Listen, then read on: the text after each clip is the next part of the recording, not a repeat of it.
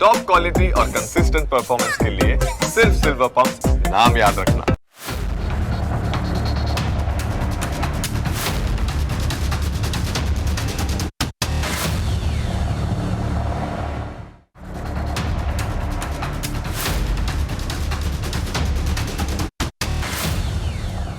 Iran યુદ્ધમાં અત્યાર સુધી ડોનાલ્ડ ટ્રમ્પનું ધાર્યું થયું નથી, એટલે અમેરિકાએ ઈરાનને સાથ આપનારા ચીનને ફસાવવા માટે એક જાળ બિછાવી.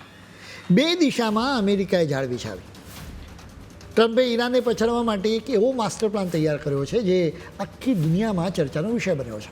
તેમણે ઈરાનના જહાજો અને બંદરો પર આકરી નાકાબંધી કરી દીધી. ટ્રમ્પનો ઈરાદો એકદમ સ્પષ્ટ છે કે કોઈ નવું સૈન્ય ઓપરેશન કર્યા વગર જ આ યુદ્ધનો અંત લાવો. આ વ્યૂહરચના પાછળનું ગણિત પણ બહુ સીધું અને સરળ છે. જ્યારે ઈરાન પોતાનું કાચું તેલ વેચી નહીં શકે અને જરૂરી સામાન મંગાવી નહીં શકે, ત્યારે તેની અર્થવ્યવસ્થાના પાયા હચમચી જશે. બજારમાં ખાવા પીવાની તંગી સર્જાશે, મોંઘવારી આભને આંબશે અને બેન્કિંગ સિસ્ટમ ભાંગી પડશે. ટ્રમ્પને આશા છે કે આર્થિક ભીસ વધતા ઈરાને અંતે ઝૂકવું જ પડશે અને અમેરિકાની શરતો પર સમાધાન કરવું જ પડશે. માત્ર થોડા જ દિવસોમાં ઈરાનનું ચલણ નબળું પડશે અને મોંઘવારીનો માર જનતાને બેહાલ કરી દેશે.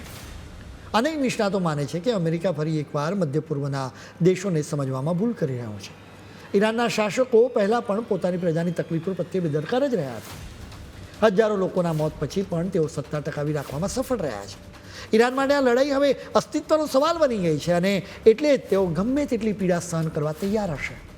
વળી ઈરાન પાસે પણ વળતો પ્રહાર કરવાના રસ્તાઓ તો ખુલ્લા જ છે. તે હુતી બળવાખોરો દ્વારા લાલ સમુદ્રનો રસ્તો રોકી શકે છે અથવા ગલ્ફ દેશો પર હુમલા કરાવી શકે છે, કેમ કે ઈરાન પાસેથી કાચું તેલ ચીન ખરીદી રહ્યું છે. એટલે જ ચીન ઈરાનને આદેશ આપી શકે છે કે તમે યુદ્ધ ફરી શરૂ કરો. જો આવું ફરી શરૂ થશે ને તો તેની અસર આખી દુનિયાની અર્થવ્યવસ્થા પર પડશે. છેવટે આ દબાણ ફરી પાછું ટ્રમ્પ પર જ આવવાનું છે. હવે જોવાનું એ રહેશે કે આ આર્થિક યુદ્ધમાં કોણ પહેલાં નરમ પડે છે અને કોણ મેદાન મારી જાય છે. ઈરાન પર ગાડીઓ કસવાની સાથે અમેરિકાએ હવે ચીનને ભીંસમાં લેવા માટે મલક્કા રૂટ પર મોટો ખેલ ખેલવાની કોશિશ કરી છે. આખા પ્રકરણમાં ભારતની ખાસ ભૂમિકા હોય એવું શકે. વાત જરા એમ છે કે અમેરિકા અને ઇન્ડોનેશિયા વચ્ચે 13મી એપ્રિલે એક મહત્ત્વનો સંરક્ષણ કરાર થવાનો હતો. આ કરાર પર હસ્તાક્ષર થાય એના બરાબર એક જ દિવસ પહેલાં જ એક ગુપ્ત દસ્તાવેજ લીક થઈ ગયો અને આખો મામલો ગરમાઈ ગયો. હવે એમાં કોને માત આપ્યું એ અહીં સમજવા જેવું છે. ભારતમાંથી એક મીડિયા રિપોર્ટ પ્રકાશિત કરવામાં આવ્યો જેમાં અમેરિકાનો એ સિક્રેટ પ્લાન ખુલ્લો પાડી દેવામાં આવ્યો.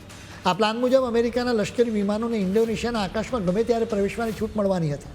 જો અમેરિકાને આ પરમિશન મળી ગઈ હોત ને તો મલક્કાની સામુદ્રધની જેવા દુનિયાના સૌથી મહત્ત્વના ટ્રેડ રૂટ પર અમેરિકા આસાનીથી નજર રાખી શક્યો હોત.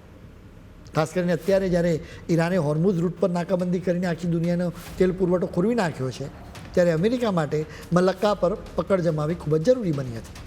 જોકે ભારતીય મીડિયાના આ રિપોર્ટને કારણે ઇન્ડોનેશિયામાં ભારે હોબાળો મચ્યો. પરિણામ એ આવ્યું કે અમેરિકા અને ઇન્ડોનેશિયા વચ્ચે સંરક્ષણ કરાર જે થવાનો હતો એ પણ અમેરિકાના વિમાનોને ઇન્ડોનેશિયામાં આકાશમાં ગમે ત્યારે ફરે એવી મંજૂરી આપવાની હતી.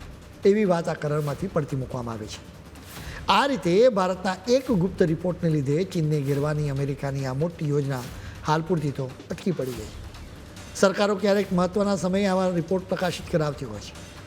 અમેરિકાના અતિ મહત્ત્વના અને ગુપ્ત પ્લાનનો પર્દાફાશ 12મી એપ્રિલના રોજ ધ સન્ડે ગાર્ડિયન નામની ન્યૂઝ વેબસાઇટ પર થયો. આ મીડિયા સંસ્થાની સ્થાપના ભૂતપૂર્વ વિદેશ રાજ્યમંત્રી MJ અકબરે કરી હતી. હકીકતમાં જ આખી યોજનાના બીજ ફેબ્રુઆરી મહિનામાં વ્હાઇટ હાઉસમાં રોપાયા હતા. તે સમયે ઇન્ડોનેશિયાના રાષ્ટ્રપતિ પ્રબોવો સુબ્રિયાન્ટો અને ડોનાલ્ડ ટ્રમ્પ વચ્ચે ખાસ મુલાકાત થઈ હતી અને ત્યારે જ આ બાબતે ચર્ચાઓ થઈ હતી. જોકે છેલ્લી ઘડીએ આ રિપોર્ટ બહાર આવી જતાં મોટો ખળબળાટ મચી ગયો અને આખરે અમેરિકાનો પ્લાન ફેલ થઈ ગયો. મલેશિયા, સિંગાપોર અને ઇન્ડોનેશિયા એમ 3 દેશો મલક્કાના રૂટને કંટ્રોલ કરે છે. દુનિયાનો 40% વેપાર આ જ રૂટ પરથી થાય છે.